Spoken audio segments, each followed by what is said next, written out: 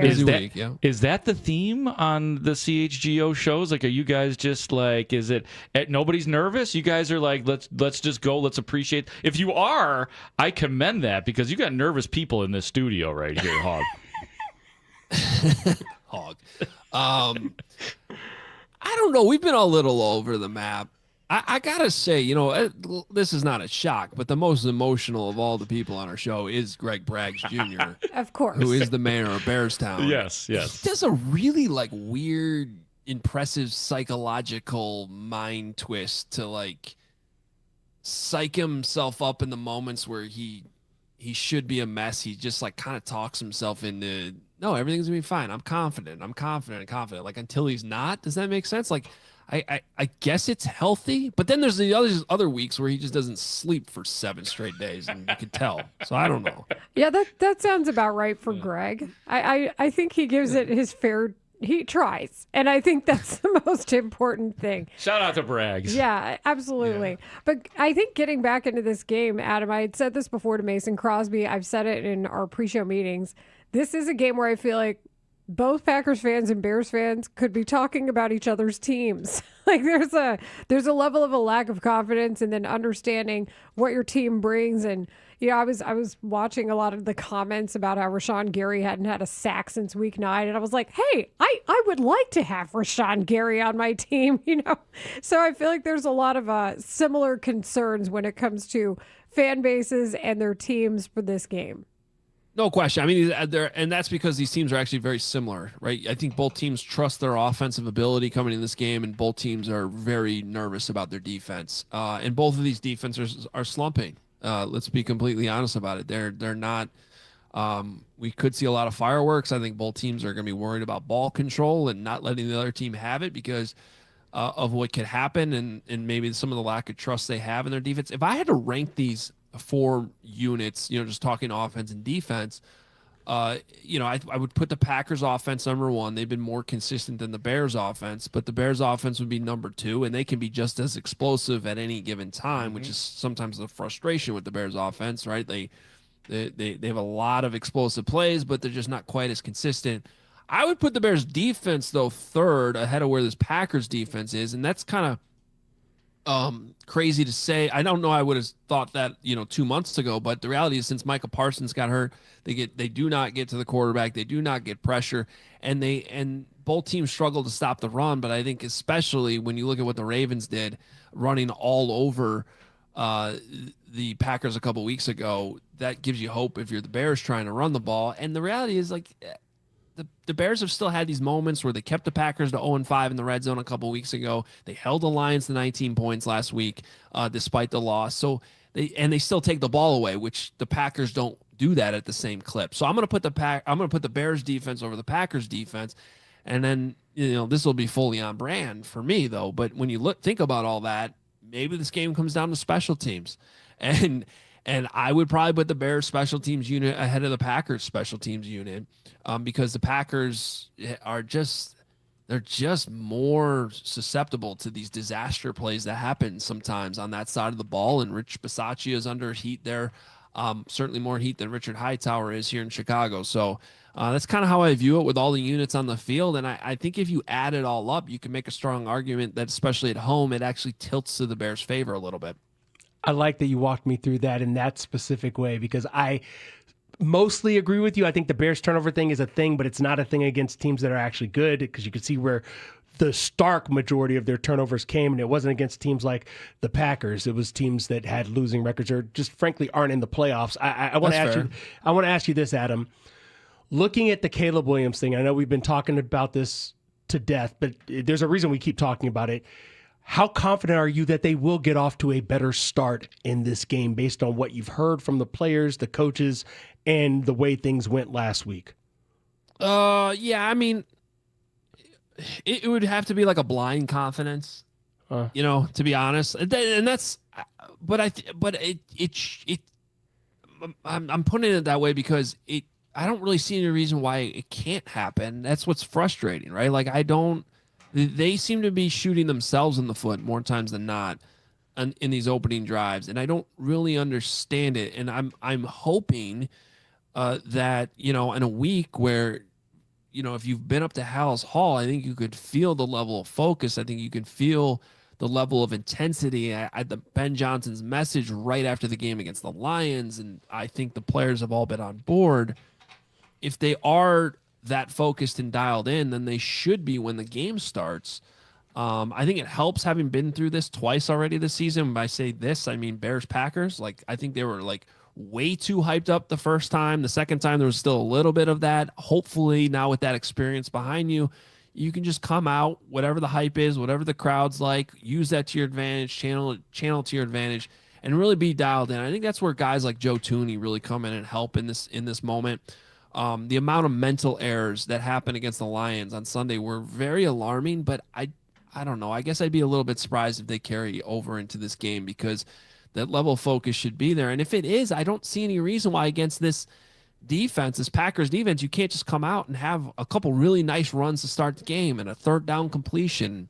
Also, Adam Johns made a really good point that we've been focused so much on Rome Odunze coming back and him not being in the last Packer game. We kind of forget Luther Burden wasn't out there for that game. Yeah. And he's been awesome recently. Like, he's a huge part of this offense all of a sudden. And Loveland's coming on. So I don't know. You add it all up, and I don't really have a good reason why they can't put together a really good drive to start the game. And that's really what this – if the Bears can come out, and I wonder if they actually take the ball first, if they win the coin toss, and maybe that'll depend on what the wind situation looks like because it wouldn't hurt to have the wind in the second half of the game. But you come out and you take the ball and you go on a 8-9 minute drive that scores a touchdown, like that would really put you in a really good position to win the football game. No doubt, especially since time of possession has been a big deal in both of these games in which the Packers have won it. It's something that has been uttered by the coaches. It's been uttered in the locker room as well. So I think you're right. And I think the Bears fans have been waiting for the Bears to really get the offense together right from the start. They were really good at that early in the season. They've obviously tailed off in terms of actually scoring touchdowns on that first drive. Let's go back to the Packers offense though against the Bears defense. And you are right. Like the Bears will scare the hell out of you, but they were forcing field goals for sure against Detroit. What can they do, Adam, if anything, differently, especially in the secondary, especially against Jordan Love, considering what he did to dissect the Bears defense in the first game? And we know that the Bears secondary has been dissected in each of the last 2 weeks against Detroit and San Francisco. Is there anything discernible that, from your eyes, Adam, that the Bears can do differently on defense to not have to depend on the red zone defense right at the end? So let's go through this at levels from up front all the way to the back to the secondary. So let's start with the D-line. So with the defensive line, I would say this is just, it sounds simple, but just man up and win your one-on-ones more. Like, you just have to. Like, I don't think there's much schematically that is going to change. You get one-on-ones, and it's going to be tough. Like, Zach Tom's coming back in this game for the Packers.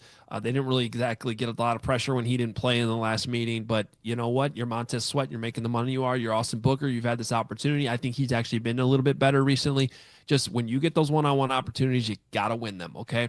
Go to the linebackers. The linebackers, I think, probably given true serum, and I think Tremaine Edmonds kind of hinted at this a little bit in the locker room. They're not 100%, but I also think they missed some opportunities. When TJ Edwards comes through that gap late in the game last week and just doesn't really commit to it, you got to commit to it. Like, you just got to you got to go 100 miles an hour through that gap. You made your decision, commit to it, make the stop. Don't be hesitant. Like, and Lance Briggs has been talking about this with us on CHGO for weeks now. They don't look the same. They're not committing. They're not coming downhill and shooting those gaps the same way they were earlier in the season.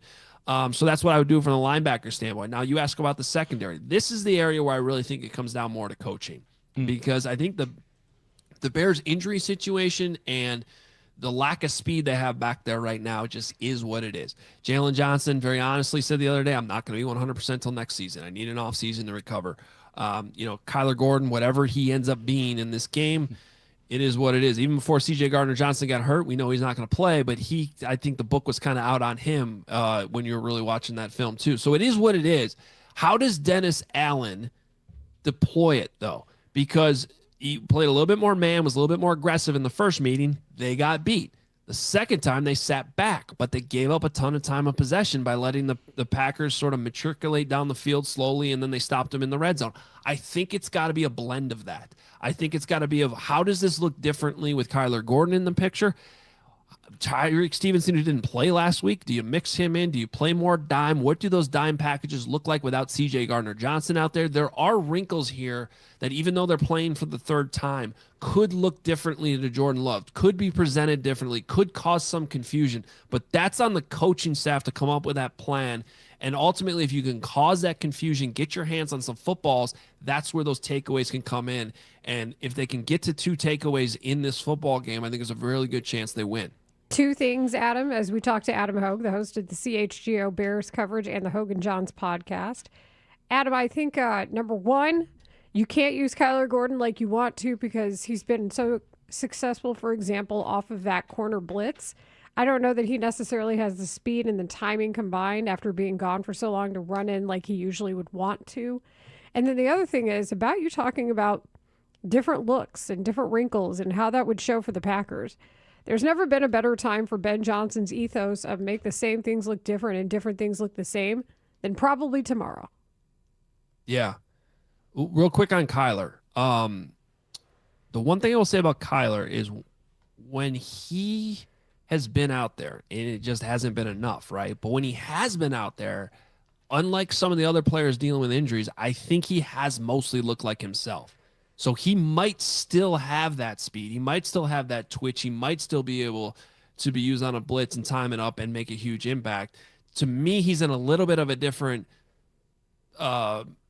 standpoint of just does he re-aggravate it? Does he? I mean, like it just right. It seems like a ticking time bomb. Does it? Could it happen in warmups? Could it happen in the middle of the game? Maybe it doesn't happen at all, and he's I don't know, incredible play. It's just you just don't know. But I think if he is out there, he does give you a little bit more speed and ability than maybe some of these other guys that we know are just kind of they're out there, they're going to be out there, but they're not 100%. So I do think that that's important.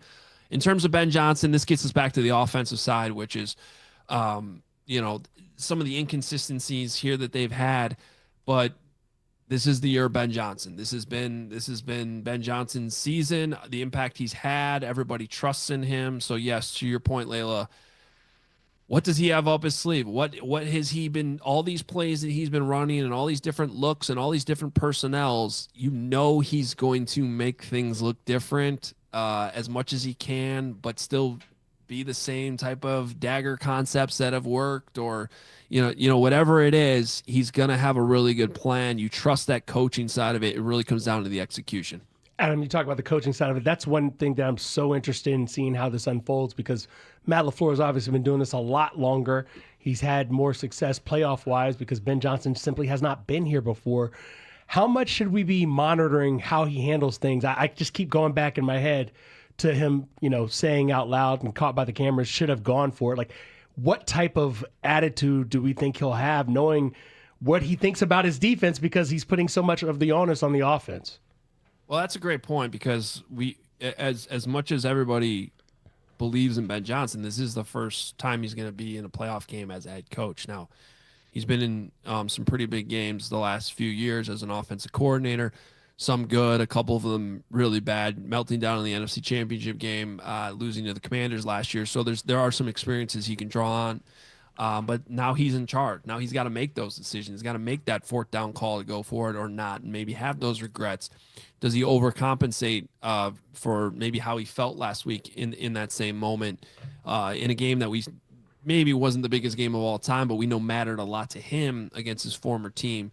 And I don't have the answer to that. I think it's fair to bring up and point out, because for whatever Matt LaFleur's deficiencies have been, and he's under the gun right now and under the hot seat for his lack of success in the playoffs, which is also something to talk about.